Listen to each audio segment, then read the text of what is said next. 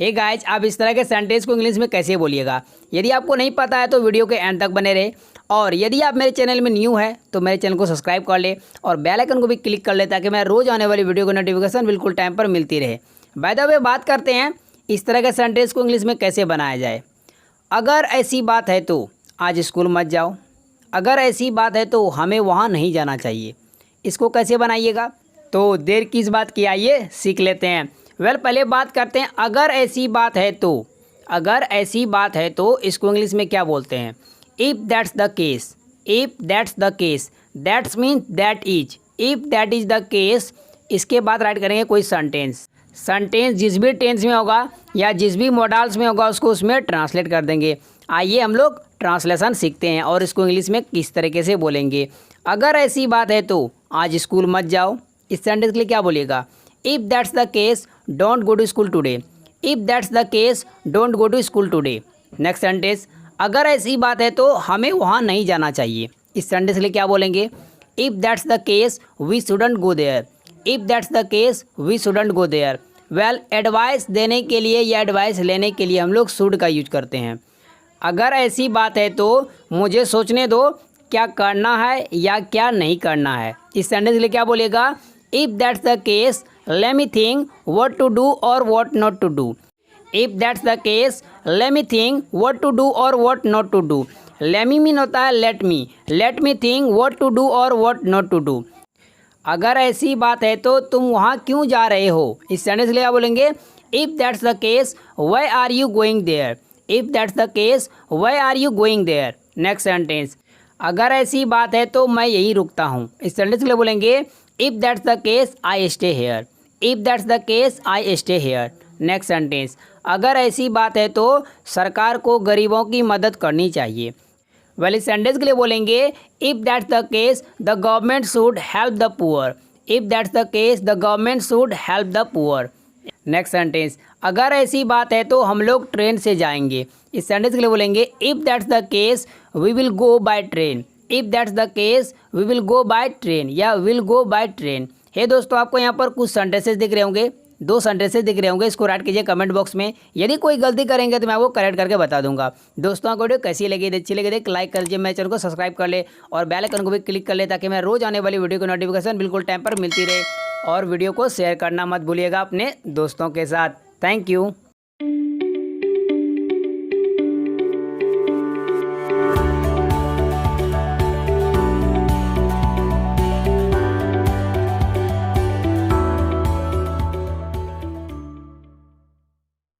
हे दोस्तों, इस वीडियो में मैं आप लोगों को एक कमाल का स्ट्रक्चर बताने वाला हूं। आपके साथ है आपका दोस्त मुकेश। आइए हम लोग सीख लेते हैं कि इस तरह के सेंटेंस को इंग्लिश में कैसे बोला जाए। मैं सेंटेंस पढ़ के सुनाता हूं। वह तुमसे पढ़ाई में आगे निकल गया है। मैं तुमसे गणित में आगे निकल गया हूं। वह लिखने में तुमसे आगे निकल गया है। तो कोई काम करने में कोई आगे निकल गया है, तो इसके लिए आप लोग कौन सा फ्रेज का यूज कीजिएगा, कौन से स्ट्रक्चर का यूज कीजिएगा। यदि आप मेरे चैनल में न्यू है तो मेरे चैनल को सब्सक्राइब कर ले और बेल आइकन को भी हिट कर ले ताकि मेरा रोज़ आने वाली वीडियो की नोटिफिकेशन बिल्कुल टाइम पर मिलती रहे। बाय द वे, बात करते हैं पहले स्ट्रक्चर की। दोस्तों, स्ट्रक्चर में सबसे पहले राइट करना पड़ेगा सब्जेक्ट, और सब्जेक्ट को राइट करने के बाद लगाएंगे हैज़ या हैव में से कोई एक। अगर subject I we you they plural noun आएगा तो हैव लगाएंगे। यदि subject he she it singular noun आएगा तो हैज लगाएंगे। उसके बाद लगाएंगे got ahead of. Got ahead of को राइट करने के बाद कोई ऑब्जेक्टिव केस लगाएंगे। यू आएगा तो यू राइट करेंगे, हिम आएगा तो हिम राइट करेंगे, हर आएगा, मी आएगा, अस आएगा, देम आएगा, जो भी ऑब्जेक्टिव केस आएगा उसको राइट कर देंगे।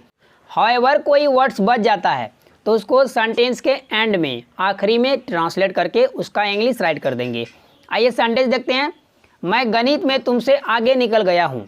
इस सेंटेंस के लिए बोलेंगे I have got ahead of you in mathematics. I have got ahead of you in mathematics. हम लोग गॉटेन भी यूज कर सकते हैं। I have gotten ahead of you in mathematics. यहाँ पर सब्जेक्ट है आई के साथ हैव लगता है तो हैव लगा दिए।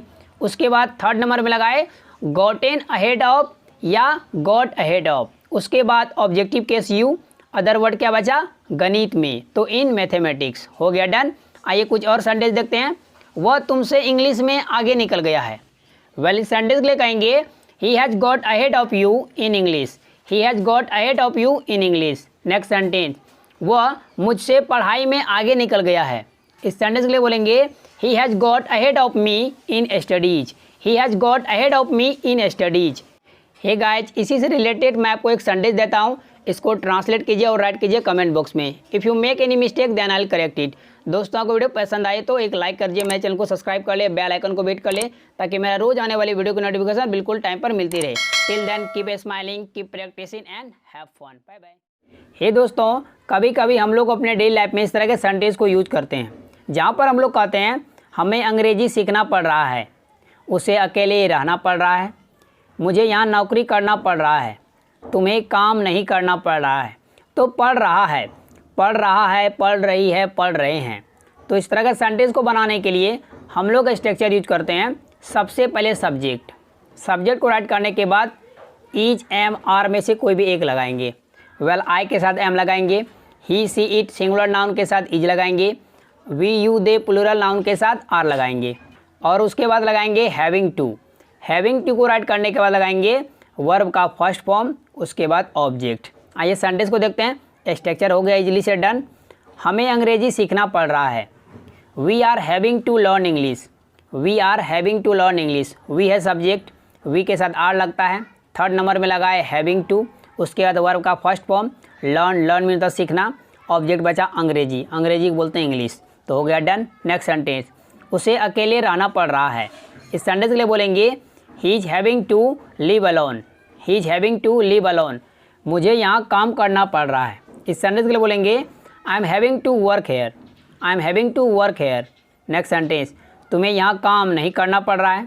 इस सेंटेंस के लिए बोलेंगे you are not having to work here. You are not having to work here. तो जब नेगेटिव में बोलना हो तो थर्ड नंबर में नोट लगा देंगे हेल्पिंग वर्ब के बाद। अगर इंट्रोगेटिव में पूछेगा क्वेश्चन, क्या मुझे यह करना पड़ रहा है, am I having to do it. Am I having to do it. क्या तुम्हें स्कूल जाना पड़ रहा है, are you having to go to school. Are you having to go to school. इस तरीके से दोस्तों आपको यहाँ पर एक सेंटेंस देख रहे होंगे, इसको राइट कीजिए कमेंट बॉक्स में ट्रांसलेट करके। यदि आप कोई गलती करेंगे तो मैं आपको करेक्ट करके बता दूंगा। दोस्तों वीडियो कैसी लगी, यदि अच्छी लगी तो एक लाइक कर दीजिए, मेरे चैनल को सब्सक्राइब कर ले और बेल आइकन को भी हिट कर ले, ताकि मेरा रोज आने वाले वीडियो की नोटिफिकेशन बिल्कुल टाइम पर मिलती रहे। Thanks for watching video friends. Hey दोस्तों, अक्सर आप अपने डेली लाइफ में इस तरह के सेंटेंस को हिंदी में यूज करते होंगे, बट इसका इंग्लिश क्या होगा, पहले सेंटेंस मैं आपको पढ़ के सुनाता हूँ। भैया 100 रुपये नहीं चलेगा क्या।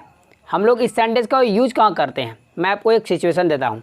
सपोज दैट आप कहीं ट्रैवल कर रहे होते हैं, तो आपको एक स्थान से एक प्लेस से दूसरे प्लेस में जाना है। तो आपने एक टैक्सी हायर किया और उस आप टैक्सी वाले से कहते हैं भैया 100 रुपये नहीं चलेगा क्या, कुछ ही तो दूर है। तो यहाँ पर हम यूज करते हैं क्या, भैया 100 रुपये नहीं चलेगा क्या। तो नहीं चलेगा क्या, जैसे कि 500 रुपये चलेगा क्या, आइसक्रीम चलेगा। आप अपने दोस्त के साथ है, यार आइसक्रीम चलेगा, थोड़ा सा आइसक्रीम चलेगा, तो वो चलेगा। यहाँ जो चलने के लिए जो यूज करते हैं हम लोग, कौन से स्ट्रक्चर का इस्तेमाल करेंगे, आइए हम लोग जान लेते हैं। यदि आप मेरे चैनल में न्यू है तो मेरे चैनल को सब्सक्राइब कर ले और बेल आइकन को हिट कर ले, ताकि मेरा रोज़ आने वाली वीडियो की नोटिफिकेशन बिल्कुल टाइम पर मिलती रहे। बाय द वे बात करते हैं स्ट्रक्चर की। सबसे पहले अफर्मेटिव का स्ट्रक्चर, सबसे पहले सब्जेक्ट, सब्जेक्ट को राइट करने के बाद आएंगे विल, और विल को राइट करने के बाद डू, उसके बाद अदर वर्ड को राइट कर देंगे। यदि नेगेटिव में बोलना हो तो विल में नोट लगा देंगे या थर्ड नंबर में नोट राइट कर देंगे, सेपरेट लिखना है तो विल प्लस नोट वॉन्ट बन जाएगा। Subject plus won't plus verb का first form I mean that do write करेंगे, यहाँ पर वर्ब में डू राइट करना है, उसके बाद अदर वर्ड। अगर इंटरोगेटिव सेंटेंस बोलना हो तो विल को आगे कर देंगे। अगर इंटरोगेटिव नेगेटिव बोलना हो तो वॉन्ट को आगे कर देंगे, will plus not equal to won't. तो इस तरीके से चारों स्ट्रक्चर कंप्लीट हो गया। सेंटेंस पहचानिएगा, उसके बाद बनाइएगा। आइए सेंटेंस देखते हैं। 100 रुपये नहीं चलेगा क्या। तो यहाँ पर देखिए, ये है इंटरोगेटिव नेगेटिव सेंटेंस। हिंदी में हम लोग सेंटेंस को चाहे किसी तरह से भी बोले, इंग्लिश में सही से पहचान के उसको बनाइएगा। वेल इस सेंटेंस के लिए बोलेंगे will 100 rupees not do. Will 100 rupees not do, या अगर मिलाना चाहेंगे तो want 100 rupees do, want 100 rupees do. Next sentence, ice cream चलेगा क्या। इस सेंटेंस के लिए बोलेंगे will ice cream do. Will ice cream do, यदि आप और कोई खाने का नाम लेना चाहते हैं तो आइसक्रीम की जगह उस सामान का नाम राइट कर दीजिएगा। नेक्स्ट सेंटेंस, 500 रुपये चलेगा, 100 रुपये नहीं चलेगा, 500 रुपये चलेगा। वेल दोस्तों, ये सेंटेंस है अफर्मेटिव का। इसके लिए कहेंगे 500 rupees will do, 500 rupees will do. Next sentence, बहाना नहीं चलेगा बेटा, बेटा बहाना नहीं चलेगा। इस सेंटेंस के लिए बोलेंगे बेटा एक्सक्यूज विल नॉट डू, बेटा एक्सक्यूज विल नॉट डू। क्योंकि यहाँ पर प्यार से हम लोग बेटा कह रहे हैं या गुस्से से, तो बेटा के यहाँ सन नहीं बोलेंगे, तो बेटा का बेटा ही बोलेंगे। जो भी हंसी से दुखी से जो एक्सप्रेशन हम लोग निकालते हैं हिंदी में, सेम टू सेम उसका एक्सप्रेशन इंग्लिश में भी वही बोलेंगे। वेल दोस्तों, आपको यहाँ पर एक सेंटेंस दिख रहे होंगे, इसको राइट कीजिए कमेंट बॉक्स में। यदि आप कोई मिस्टेक करते हैं तो मैं आपको करेक्ट करके बता दूंगा। दोस्तों, वीडियो कैसी लगी, अच्छी लगी तो एक लाइक कीजिए, मेरे चैनल को सब्सक्राइब कर ले और वीडियो को शेयर कीजिए और बेल आइकन को हिट कर ले, ताकि मेरा रोज आने वाली वीडियो को नोटिफिकेशन बिल्कुल टाइम पर मिलती रहे। Thanks for watching. हे दोस्तों, आप इस तरह का सेंटेंस को इंग्लिश में कैसे बोलिएगा? आखिरकार उसने अपनी जीत छोड़ दी, आखिरकार तुम लोग मैच हार ही गए, आखिरकार मुझे अपना फ़ोन मिल गया, आखिरकार इंडिया ने मैच जीत लिया। हे दोस्तों, इस तरह का सेंटेंस आप कैसे बनाइएगा? आइए बात करते हैं पहले स्ट्रक्चर की। और उससे पहले मैं आपसे रिक्वेस्ट करना चाहूँगा, यदि आपने अभी तक मेरे चैनल को सब्सक्राइब नहीं किया तो मेरे चैनल को सब्सक्राइब कर ले और बेल आइकन को भी हिट कर ले, ताकि मैं रोज़ आने वाली वीडियो को नोटिफिकेशन बिल्कुल टाइम पर मिलती रहे। बाय द वे, बात करते हैं स्ट्रक्चर की। स्ट्रक्चर में सबसे पहले राइट करेंगे इवेंचुअली। वेल, मैं आपको बता दूँ, आखिरकार को बोलते हैं इवेंचुअली। इवेंचुअली को राइट करने के बाद आपको राइट करना है एक कमा, और कमा को राइट करने के बाद सेंटेंस को ट्रांसलेट कर देंगे। जो भी टेंस होगा उसमें इसको ट्रांसलेट कर देंगे। आइए देखते हैं सेंटेंस। आखिरकार उसने अपनी जीत छोड़ी दी। वेल, जीत को बोलते हैं step one, step one. Well, sentence के लिए बोलेंगे eventually she gave her step one in, eventually she gave her step one in. Next sentence, आखिरकार तुम लोग मैच हार ही गए। यहाँ सेंटेंस में जोर दे रहे हैं। जब सेंटेंस में जोर देंगे ना तो सेंटेंस कहलाता है एम्फेटिक सेंटेंस। तो एम्फेटिक सेंटेंस अगर पास्ट इंडेफिनिट में हो तो उसके डिड लगा के एम्फेटिक सेंटेंस बनाया जाता है। तो इस सेंटेंस के लिए बोलेंगे eventually you did lose the match, eventually you did lose the match. आपको पता ही होगा, डू डज डिड के बाद आने वाला वर्ब हमेशा फर्स्ट फॉर्म में होता है। नेक्स्ट सेंटेंस, आखिरकार मुझे अपना फ़ोन मिल गया। इस सेंटेंस के लिए बोलेंगे eventually I got my mobile, eventually I got my mobile. Next sentence, आखिरकार इंडिया ने मैच जीत लिया। इस सेंटेंस के लिए बोलेंगे eventually India won the match, eventually India won the match. Hey दोस्तों, आपको यहाँ पर एक सेंटेंस दिख रहे होंगे, इसको राइट कीजिए कमेंट बॉक्स में। यदि आप कोई गलती करते हैं तो मैं आपको करेक्ट करके बता दूंगा। दोस्तों, वीडियो कैसी लगी थी, अच्छी लगी थी एक लाइक कर दीजिए और मेरे चैनल को सब्सक्राइब कर ले और बेल आइकन को भी हिट कर ले, ताकि मैं रोज आने वाली वीडियो को नोटिफिकेशन बिल्कुल टाइम पर मिलती रहे। Thanks for watching.